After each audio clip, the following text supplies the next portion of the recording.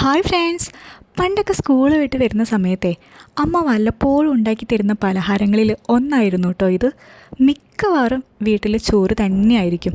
അതിൽ എപ്പോഴെങ്കിലുമൊക്കെ ഇങ്ങനത്തെ പലഹാരം കിട്ടുന്ന സമയത്ത് അന്നത്തെ കാലത്തൊരു വലിയ സന്തോഷം തന്നെയായിരുന്നു ഇത്.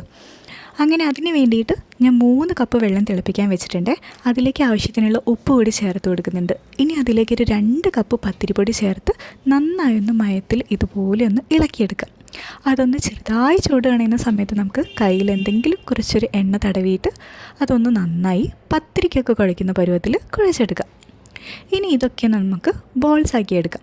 കുറച്ച് വലിയ ബോൾസാണ് എല്ലാം ആക്കിയെടുക്കുന്നത്. അതെല്ലാം ഒന്ന് ബോൾസ് ആക്കി എടുക്കുന്നുണ്ട്. അതിനുശേഷം നമുക്ക് കുറച്ച് തേങ്ങ ആവശ്യമുണ്ട്. ഈ തേങ്ങയിലേക്ക് ആവശ്യത്തിനുള്ള പഞ്ചസാര ചേർത്ത് കൊടുക്കുന്നുണ്ട്. കൂടെ തന്നെ ഏലക്ക പൊടിച്ചതും ചെറിയ ജീരകവും ചേർത്ത് നന്നായി ഒന്ന് മിക്സ് ചെയ്ത് വയ്ക്കാം. ഇനി ഓരോ ബോൾസ് എടുത്ത് ഒരു പരത്തി അതിനുള്ളിലേക്ക് നമുക്ക് ആ തേങ്ങയൊന്ന് ഫില്ല് ചെയ്ത് കൊടുക്കാം. ആ തേങ്ങയൊക്കെ ഒന്ന് ഫില്ല് ചെയ്ത് നമുക്ക് ഇതുപോലെ പത്തിരിയെല്ലാം ഒന്ന് ഇതുപോലെ ഒന്ന് ഉരുട്ടിയെടുക്കാം. അങ്ങനെ മൊത്തത്തിലൊന്ന് ഉരുട്ടിയെടുത്തതിന് ശേഷം നമുക്ക് ഇഡ്ഡലി ചെമ്പിൽ കുറച്ച് വെള്ളം തിളപ്പിക്കാൻ വേണ്ടി വയ്ക്കുന്നുണ്ട്.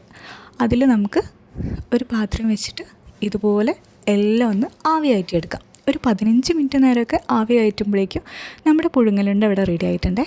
എന്തായാലും എനിക്കിതൊരു നൊസ്റ്റാൾജിക് ഐറ്റം തന്നെയാണ് കേട്ടോ. അപ്പോൾ നിങ്ങൾക്ക് എങ്ങനെയാണ്?